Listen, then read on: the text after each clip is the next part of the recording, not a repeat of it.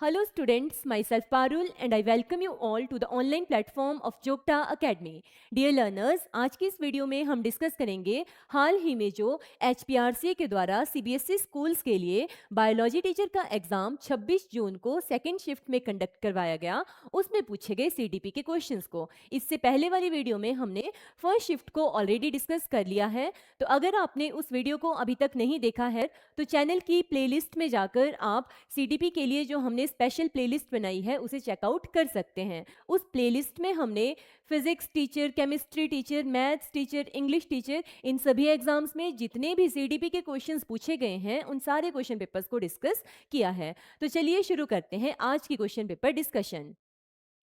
पहला क्वेश्चन था which of the following best describes the counsellor's focus during the directive counselling session with a client seeking academic guidance. कि एक client है जिसे academic guidance की जरूरत है और उसे हमने डायरेक्टिव काउंसलिंग देनी है, तो इस डायरेक्टिव काउंसलिंग में काउंसलर का मेन फोकस क्या रहेगा? डियर स्टूडेंट्स, हमने पढ़ा है कि जो काउंसलिंग होती है वो 3 टाइप की होती है, डायरेक्टिव, नॉन डायरेक्टिव और इलेक्टिव। तो ये जो डायरेक्टिव काउंसलिंग होती है ये काउंसलर सेंटर्ड होती है, मतलब जो काउंसलर होगा, जो इंसान काउंसलिंग दे रहा होगा वो इसमें एक्टिव होता है और जो काउंसली है या जो हमारा क्लाइंट है उसे ये काउंसलर सारी रिकमेंडेशंस या उसे ये सुझाव देगा कि उसे किस हिसाब से आगे एक्शन करना चाहिए। इसमें ज़्यादा एक्टिव काउंसलर रहता है, जबकि जो नॉन डायरेक्टिव काउंसलिंग होती है उसमें जो हमारा क्लाइंट होता है वो ज़्यादा एक्टिव होता है। हम उसे एनकरेज करते हैं अपनी प्रॉब्लम का सॉल्यूशन खुद से निकालने के लिए, और इस डायरेक्टिव काउंसलिंग में ये काउंसलर प्रॉब्लम का सॉल्यूशन खुद से क्लाइंट को रिकमेंड करता है। तो यही पूछा गया है कि बताइए काउंसलर का मेन फोकस क्या रहेगा। पहली ऑप्शन है the counsellor validates feelings and support emotional expression of the client. नहीं, ये जो emotional expression of the client को सपोर्ट करने वाली बात होती है ये नॉन डायरेक्टिव काउंसलिंग में होती है। उसको उसके इमोशंस को बाहर निकालने दिया जाएगा और ये एक्सपेक्ट किया जाता है कि धीरे धीरे जो क्लाइंट है वो खुद ही अपनी प्रॉब्लम का सॉल्यूशन निकाल देता है। नेक्स्ट है the counsellor prioritising providing a step by step recommendations for the client. ये इसका करेक्ट ऑप्शन रहेगा कि जब हम डायरेक्टिव काउंसलिंग देंगे तो हम जो क्लाइंट है उसे स्टेप बाय स्टेप उसकी प्रॉब्लम का सॉल्यूशन रिकमेंड कर देते हैं। नेक्स्ट है the counsellor explores client's personal motives behind the academic concerns only. तो ये वाला ऑप्शन भी गलत हो जाएगा कि यहाँ पर काउंसलर कुछ भी एक्सप्लोर नहीं करता, वो सीधा उसे उसका सॉल्यूशन दे देता है। नेक्स्ट है the counsellor primarily aims to show empathy and understanding to the client. ये वाली ऑप्शन भी गलत है। इसका करेक्ट आंसर जो होगा वो रहेगा ऑप्शन नंबर बी, कि जब डायरेक्टिव काउंसलिंग की बात की गई है इट मीन्स जो काउंसलर होगा वो एक्टिव होगा और वो प्रॉब्लम का सॉल्यूशन सीधा क्लाइंट को रिकमेंड कर देता है। ये जो डायरेक्टिव काउंसलिंग होती है ये काउंसलर सेंटर्ड काउंसलिंग होती है और इसमें जो काउंसलर होता है वो एक्टिव होता है। ये काउंसलर जो हमारा काउंसली है उसकी प्रॉब्लम्स को एनालाइज करेगा और उसे एक guided step by step solution suggest कर देता है। या तो वो उसे डायरेक्ट सॉल्यूशन देगा या कई बारी वो उसे सजेशंस या एडवाइस भी दे सकता है। So this was counsellor centred counselling या फिर डायरेक्टिव काउंसलिंग। नेक्स्ट क्वेश्चन है when applying Piaget's theory to classroom instructions, what is more suitable way to support students in the concrete operational stage? पियाजे के अनुसार अगर कोई बच्चा कॉन्क्रीट ऑपरेशनल स्टेज में है तो उस बच्चे को आप कैसे सपोर्ट करोगे? हमने पियाजे की कॉग्निटिव डेवलपमेंट की थ्योरी पढ़ी है, उसमें हमने पढ़ा है कि पियाजे कहते हैं कि बच्चा 4 डिफरेंट स्टेजेस से होकर गुजरता है, जिसमें पहली होती है सेंसरी मोटर स्टेज, जिसमें सेंसेस हमारे टीचर्स होते हैं। दूसरी होती है प्री ऑपरेशनल स्टेज, थर्ड है कॉन्क्रीट ऑपरेशनल स्टेज और लास्ट होती है फॉर्मल ऑपरेशनल स्टेज। तो इस कॉन्क्रीट ऑपरेशनल स्टेज में बच्चा जितनी भी कॉन्क्रीट चीज़ें होती है, कॉन्क्रीट का मतलब होता है मूर्त चीज़ें जिन्हें हम देख सकते हैं, टच कर सकते हैं, फील कर सकते हैं, जो एक्चुअल में जो चीज़ें एक्चुअल में रियल लाइफ में एग्जिस्ट करती है। तो कॉन्क्रीट ऑपरेशनल स्टेज में बच्चा इन कॉन्क्रीट चीज़ों के बारे में या जितने भी कॉन्क्रीट ऑपरेशंस होते हैं उनको अच्छे से परफॉर्म कर पाता है और उसकी एब्स्ट्रैक्ट थिंकिंग या हाइपोथेटिकल रीजनिंग वाली जो थिंकिंग होती है वो इस टाइम पे डेवलप नहीं की होती। इस टाइम पे बच्चा इमेजिन नहीं कर पाएगा या माइंड में प्रॉब्लम्स के सॉल्यूशंस को अच्छे से सॉल्व नहीं कर पाता है। ये कॉन्क्रीट ऑपरेशनल स्टेज होती है। तो यही पूछा गया है कि इस कॉन्क्रीट ऑपरेशनल स्टेज में बच्चा अगर है तो उसे आप किस हिसाब से सपोर्ट कर सकते हो। पहला है focusing on rote memorisation of important facts. तो रोट मेमोराइजेशन के ऊपर फोकस करना तो ऐसे ही गलत बात है। नेक्स्ट है using hand on materials and real life examples. तो क्योंकि यहाँ पर वास्तविक सामग्री है ना, जो मतलब ठोस सामग्री है, जो चीज़ें एक्चुअल में एग्जिस्ट करती है, उनको यूज़ करने की बात की गई है और रियल लाइफ एग्जांपल्स देने की बात की गई है। तो ये ऑप्शन थोड़ा ठीक लग रहा है। नेक्स्ट है presenting abstract concepts without any example. तो अगर बच्चे को आप एब्स्ट्रैक्ट कॉन्सेप्ट प्रोवाइड करोगे तो वो कॉन्क्रीट ऑपरेशनल स्टेज में उन्हें अच्छे से परफॉर्म नहीं कर पाएगा। इसलिए बच्चे को कॉन्क्रीट ऑपरेशनल में नहीं, फॉर्मल ऑपरेशनल स्टेज में होने की जरूरत होती है। नेक्स्ट है encouraging discussion on hypothetical situations. ये ऑप्शन भी गलत हो जाएगा। हाइपोथेटिकल सिचुएशंस भी बच्चा फॉर्मल ऑपरेशनल स्टेज में ज़्यादा अच्छे से परफॉर्म कर पाता है। So the correct option will be option number B, using hand on materials and real life examples. ये जो कॉन्क्रीट ऑपरेशनल स्टेज होती है इसमें बच्चा 7 से 11 साल की उम्र के बीच में रहता है और इस एज में बच्चा खुद से करके, ठीक है, एक्सपीरियंसेस करके, चीज़ों को मैनिपुलेट करके या डेमोन्स्ट्रेशंस करके या फिर रियल लाइफ सिचुएशंस में चीज़ों पर खुद से एक्सपेरिमेंट्स करके चीज़ों को अच्छे से समझ पाता है। इस एज में बच्चा लॉजिकली कॉन्क्रीट ऑब्जेक्ट्स के बारे में तो सोच पाता है पर वो एब्स्ट्रैक्ट थिंकिंग के लिए स्ट्रगल करता है। एब्स्ट्रैक्ट चीज़ों के बारे में वो अच्छे से समझ नहीं पाता। सो this was the correct option कि इस एज में अगर बच्चा है कॉन्क्रीट ऑपरेशनल स्टेज में तो उसे हम हैंड ऑन मटेरियल्स या फिर रियल लाइफ एग्जाम्पल्स की मदद से समझाएंगे।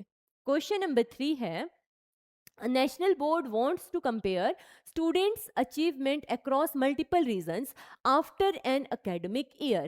Which evaluation method will best serve in their purpose and what is its significance?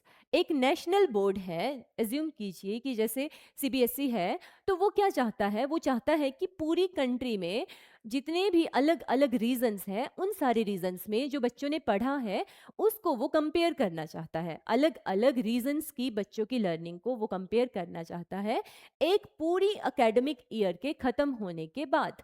तो यहाँ पर कौन सी असेसमेंट की बात की गई है? एंड में जो असेसमेंट की जाती है वो होती है समेटिव असेसमेंट, और अगर यही बात ड्यूरिंग द कोर्स की गई होती तो फॉर्मेटिव असेसमेंट की बात होती। तो पूछा गया है कि अलग अलग रीजन्स की जो लर्निंग है या स्टूडेंट्स की अचीवमेंट है उसको चेक करने के लिए इनमें से कौन सा मेथड अपनाया जाएगा। पहला है placement evaluation with class assignments. तो प्लेसमेंट की तो कोई बात नहीं की गई। Diagnostic evaluation with initial assessments. तो डायग्नोस्टिक असेसमेंट बच्चों में जो भी लर्निंग डिसेबिलिटीज़ होती है या उनकी दिक्कतें होती हैं उनको डायग्नोज करने के लिए किया जाता है, और यहाँ पर कुछ भी डायग्नोज करने की बात नहीं की गई है तो ये गलत हो जाएगा। नेक्स्ट है formative evaluation with on going feedback. नहीं, क्योंकि हमने आफ्टर द एकेडमिक ईयर पूरा पढ़ाने के बाद असेसमेंट करनी है तो वो एफए नहीं हो सकता, वो होगा summative evaluation with standardised testing. आप करोगे समेटिव इवेल्युएशन पूरा कोर्स कंप्लीट होने के बाद बच्चों का आप एक एग्जाम लोगे। क्योंकि हमने अलग अलग रीजन्स के बच्चों की परफॉर्मेंस को कंपेयर करना है तो आप एक सेम स्टैंडर्डाइज्ड टेस्ट बनाकर उन बच्चों को दोगे ताकि कंपैरिजन करना इजी हो जाए। So correct option will be option number D, summative evaluation with standardised testing. ये जो समेटिव इवेल्युएशन होती है ये end of the course semester या फिर एकेडमिक ईयर में ली जाती है, और जब हम स्टैंडर्डाइज्ड टेस्टिंग करेंगे तो उससे हम इजीली बच्चों की परफॉर्मेंस को कंपेयर कर पाएंगे। So this was the correct option. Next question है, when a teacher introduces a new topic first by assessing what the students already know, which pedagogical approach is being used.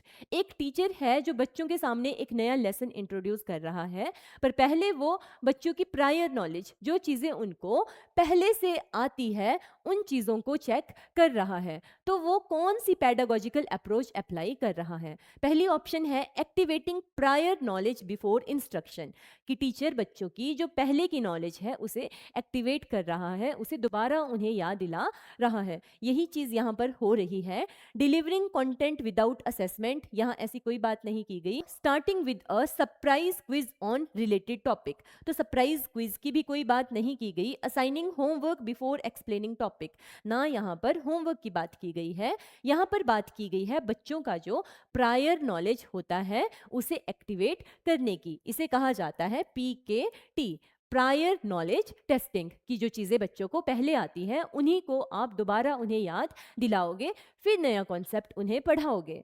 So the correct option is activating prior knowledge before instruction. और कहा जाता है कि learning becomes more meaningful when new information is connecting to existing knowledge, कि learning ज़्यादा meaningful बन जाती है जब आप बच्चों की जो एग्जिस्टिंग नॉलेज होती है, जो उनकी प्रायर नॉलेज होती है, उसके साथ नई इंफॉर्मेशन को कनेक्ट कर देते हो। हमने एक प्रिंसिपल भी पढ़ा है, या मैक्सिम्स ऑफ लर्निंग में भी हमने पढ़ा है, कि हमेशा बच्चों को नोन चीज़ों से हमने अननोन चीज़ों की तरफ लेके जाना है। पहले बच्चों को वो चीज़ें सिखाई जाएगी जो उनको ऑलरेडी आती है, फिर आप कोई नया कॉन्सेप्ट उनको इंट्रोड्यूस करोगे। तो इसी मैक्सिम ऑफ लर्निंग की यहाँ पर बात की गई है।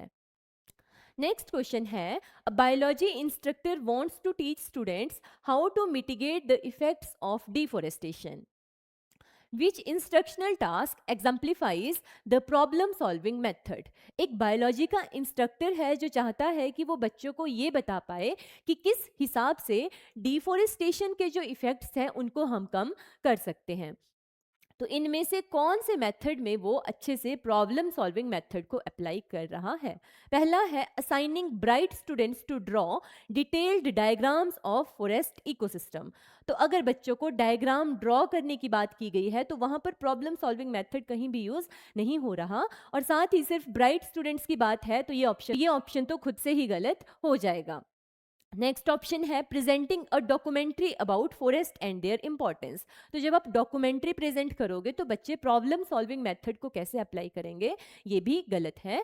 Having students research the causes and consequences of deforestation. अब अगर आप बच्चों को डिफॉरेस्टेशन के कॉन्सिक्वेंसेज क्या होते हैं या उसके क्या कारण होते हैं ये स्टडी करने के लिए कहोगे, तो यहाँ पर जो डिफॉरेस्टेशन को कम करने की या उसके प्रभाव को कम करने की बात की गई है उसके बारे में यहाँ बात नहीं हो रही। यहाँ सिर्फ कॉज की बात हो रही है और कॉन्सिक्वेंसेज की। यहाँ सॉल्यूशंस नहीं बताए जा रहे, और जबकि हमसे पूछा गया है कि बच्चों को मिटिगेशन स्ट्रेटेजीज बतानी है, तो ये ऑप्शन भी गलत हो जाएगा। नेक्स्ट है guiding students to develop and justify their own reforestation action plan. बच्चों को ये बोलना कि आप एक खुद से डेवलप करो रिफॉरेस्टेशन का एक्शन प्लान, और उसको जस्टिफाई भी करो कि क्यों ये प्लान अच्छा है या सही है। तो यहाँ पर प्रॉब्लम सॉल्विंग मेथड अच्छे से अप्लाई हो रहा है, और साथ ही रिफॉरेस्टेशन, जब बच्चे रिफॉरेस्टेशन एक्शन प्लान करेंगे तो वो डिफॉरेस्टेशन के जो इफेक्ट्स हैं उनको मिटिगेट भी कर देंगे। प्रॉब्लम सॉल्विंग मेथड में क्या होता है, एक प्रॉब्लम दी जाती है, प्रॉब्लम है डिफॉरेस्टेशन की, तो उसको सॉल्व करने के लिए बच्चे अलग अलग मेथड्स को अप्लाई करते हैं और अलग अलग मेथड्स को ढूंढते हैं, और उनमें से जो सबसे बेस्ट सॉल्यूशन होता है उसे अप्लाई करते हैं। साथ ही जो बेस्ट सॉल्यूशन है वो उन्होंने क्यों चूज किया इस बात की भी बच्चे जस्टिफिकेशन देते हैं। तो यही बात यहाँ पर हो रही है। पहले तो बच्चे क्या करेंगे, इस डिफॉरेस्टेशन को खत्म करने के लिए रिफॉरेस्टेशन के अपने अपने एक्शन प्लान्स बनाएंगे, और फिर जो उनका प्लान है उसे जस्टिफाई भी करेंगे। So correct option will be guiding students to develop and justify their own reforestation action plan. Next question है, when an instructor controls the pace and direction of the classroom activities and students are expected to follow instructions without deviation, which method is being used? जब एक instructor control करता है कि कौन सी चीज़ें पढ़ानी है, किस पेस से चीज़ों को पढ़ाना है और किस हिसाब से चीज़ों को पढ़ाना है, और स्टूडेंट्स सिर्फ जो टीचर करवा रहा है या इंस्ट्रक्टर करवा रहा है उस चीज़ को फॉलो करते हैं बिना कुछ डिविएशन किए हुए, बिना खुद से क्वेश्चनिंग किए हुए, तो कौन सा मेथड हम अप्लाई कर रहे होते हैं? पहला है heuristic method, promote students curiosity and discovery. तो यहाँ पर ह्यूरिस्टिक मेथड की कहीं भी भी बात नहीं की गई है। Assignment method encourage independent work culture, ना यहाँ असाइनमेंट्स देने की बात की गई है। Direct instruction involve controlled guidance bye teacher, यहाँ पर बात की गई है डायरेक्ट इंस्ट्रक्शंस की। डायरेक्ट इंस्ट्रक्शंस का मतलब होता है ये एक टीचर सेंटर्ड मेथड होता है जिसमें टीचर डायरेक्टली बच्चों को इंस्ट्रक्शंस देता है कि कल आप ये करेंगे, आज हम ये करेंगे। ये एक टीचर सेंटर्ड अप्रोच होती है। तो यहाँ पर एक टीचर सेंटर्ड अप्रोच की ही बात की गई है। So this will be the correct option. Next है cooperative method include student led group discussions. यहाँ पर स्टूडेंट लेड ग्रुप डिस्कशंस की कहीं भी बात नहीं हो रही और ना ही ये एक कोऑपरेटिव मेथड है। So the correct option will be option number C, direct instruction involve control guidance by the teacher. और ये जो डायरेक्ट इंस्ट्रक्शन वाला मेथड होता है ये एक टीचर सेंटर्ड मेथड होता है जिसमें टीचर कंट्रोल करता है कि किस हिसाब से पढ़ाना है और किस डायरेक्शन में वो बच्चों को पढ़ाएगा, लाइक किस स्पीड से पढ़ाएगा, कौन सी चीज़ें पढ़ाएगा, कौन सा मेथड अप्लाई करेगा, ये सारी चीज़ें टीचर डिसाइड करता है। क्वेश्चन नंबर 7 है, when integrating audio visual instruments into lesson, how can a teacher ensure that technology meaningfully support learning outcomes rather than distracting from them.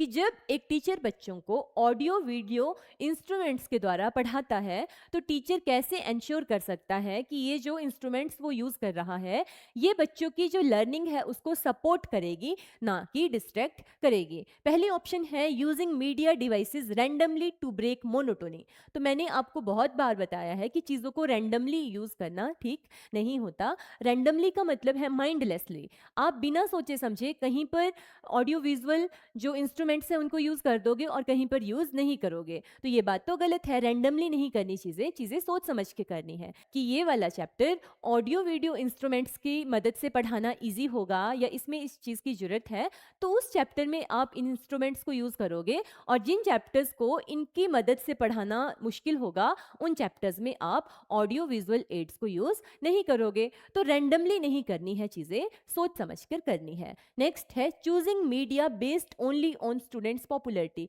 कि बच्चों को जो चीज़ ठीक लग रही है या बच्चों में जो एड पॉपुलर है उसी चीज़ को आप यूज़ करोगे, ये बात भी गलत है। और यहाँ पर ओनली भी लग गया है तो गलत हो जाएगी। नेक्स्ट है adding videos only at semester end, तो सेमेस्टर के एंड में नहीं यूज़ करनी, ज़रूरत के हिसाब से यूज़ करना है चीज़ों को। Aligning media content closely with lesson objectives and activities, कि लेसन के जो ऑब्जेक्टिव्स हैं और एक्टिविटीज़ को ध्यान में रख के आप ऑडियो वीडियो इंस्ट्रूमेंट्स को यूज़ करोगे, तो ये ऑप्शन ठीक हो जाएगी।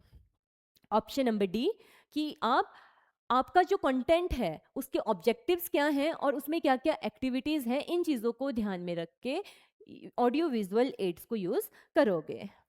नेक्स्ट क्वेश्चन है, a student is struggling to manage stress caused by family expectations and peer relationships, which type of guidance would most appropriately address these concerns. अगर बच्चे को परिवार की एक्सपेक्टेशंस और अपने पीयर ग्रुप की वजह से क्या हो रहा है, डिप्रेशन हो रहा है या एंग्जाइटी हो रही है, तो उस टाइम पे बच्चे को कौन सी गाइडेंस दी जाएगी? वोकेशनल गाइडेंस नहीं, एजुकेशनल गाइडेंस नहीं, रिक्रिएशनल गाइडेंस नहीं, उसे दी जाएगी personal guidance. So correct option will be personal guidance. Personal guidance जो होती है ये बच्चे को उसके इमोशनल, सोशल, फैमिली या फिर एडजस्टमेंट रिलेटेड इश्यूज को ठीक करने के लिए दी जाती है।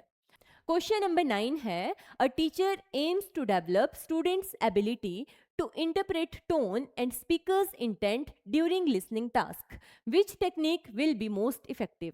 एक टीचर चाहता है कि जब भी बच्चा कोई लिसनिंग का टास्क परफॉर्म करे, किसी को बोलता हुआ सुने, तो उस टाइम पे बच्चा आसानी से उस स्पीकर की टोन को इंटरप्रेट कर पाए और साथ ही वो बोलने वाले का जो इंटेंट होता है, उसका उद्देश्य होता है, उसकी इंटेंशंस होती है, इनको भी अच्छे से समझ पाए।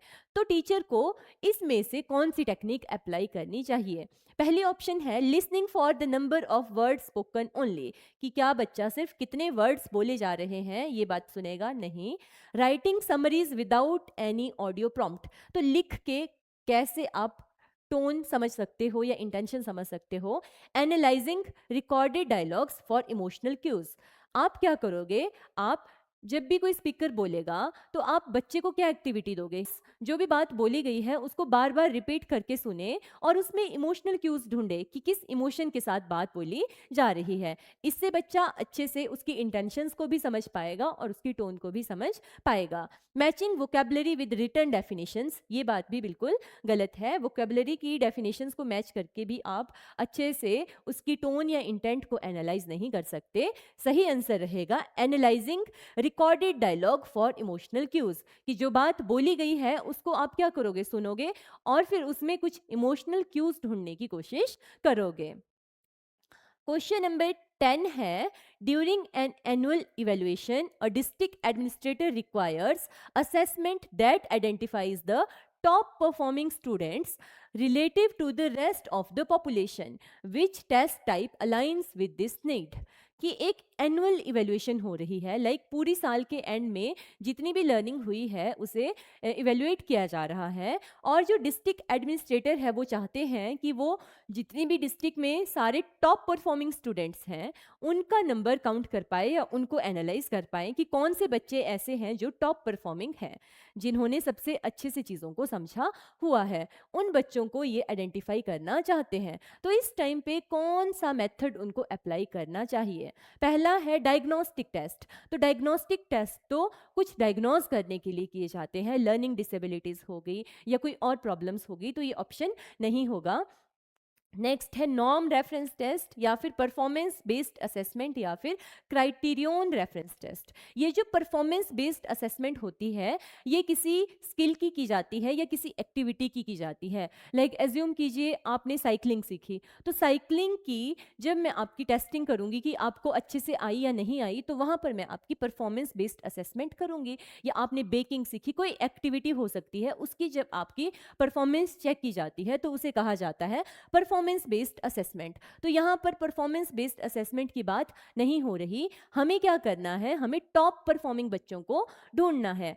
ये जो क्राइटेरियन रेफरेंस टेस्ट होता है इसका बेस्ट एग्जांपल होता है हमारा जो टेट का एग्जाम होता है या फिर सी टेट का एग्जाम होता है। देखो इन एग्जाम्स में क्या होता है, एक क्राइटेरिया रखा हुआ होता है, लाइक आपको 90 मार्क्स से ज़्यादा मार्क्स लेने हैं, ठीक है। एक क्राइटेरिया है जिसको हमने पार करना है, इसमें कोई मेरिट नहीं होती, इसमें ये नहीं देखा जाता कि टॉप परफॉर्मेंस कौन है। जिन्होंने भी इस क्राइटेरिया को पास कर दिया उन्हें सक्सेसफुल माना जाता है। तो ये क्राइटेरियन रेफरेंस टेस्ट भी हमें टॉप परफॉर्मेंस को या टॉप परफॉर्मर्स को ढूंढने में मदद नहीं करेंगे। यहाँ पर करेक्ट ऑप्शन रहेगा norm reference test. Norm reference test का बेस्ट एग्जांपल होता है जितने भी मेरिट बेस्ड टेस्ट होते हैं, जैसे किसी जॉब के लिए आप अप्लाई कर रहे हो तो जो भी टॉप परफॉर्मिंग स्टूडेंट्स होंगे उनको जॉब के लिए रख लिया जाता है, वो एग्जाम्पल है नॉर्म रेफरेंस टेस्ट का। तो ऐसा ही एक नॉर्म रेफरेंस टेस्ट बच्चों का करवाया जाएगा जिसके आधार पर हम जो टॉप परफॉर्मिंग स्टूडेंट्स हैं उनको आइडेंटिफाई कर सकते हैं। So the correct option will be norm reference test. ये जो नॉर्म रेफरेंस टेस्ट होता है that compares students performance with that of larger group. इसमें क्या किया जाता है कि एक लार्जर ग्रुप में जो टॉप परफॉर्मिंग बच्चे हैं उनको अलग से आइडेंटिफाई कर लिया जाता है। They are commonly used for ranking या आइडेंटिफाइंग हाई अचीवर्स। जहाँ भी आपको बच्चों को रैंक करना होता है वहाँ पर हम ये नॉर्म रेफरेंस टेस्ट अप्लाई करते हैं। So this was our last question. तो डियर स्टूडेंट्स, आज हमने डिस्कस किया बायोलॉजी टीचर का जो सेकेंड शिफ्ट को 26 जून को एग्जाम लिया गया था, उसमें पूछे गए सीडीपी के क्वेश्चंस को। आगे आने वाली वीडियोस में हम इसी टाइप की और क्वेश्चन पेपर डिस्कशन करेंगे। तो अगर वीडियो आपके लिए हेल्पफुल रहा है तो वीडियो को लाइक करें और अपने फ्रेंड्स के साथ शेयर करें। साथ ही कमेंट बॉक्स में हमें जरूर बताएं कि वीडियो आपको कैसा लगा। धन्यवाद।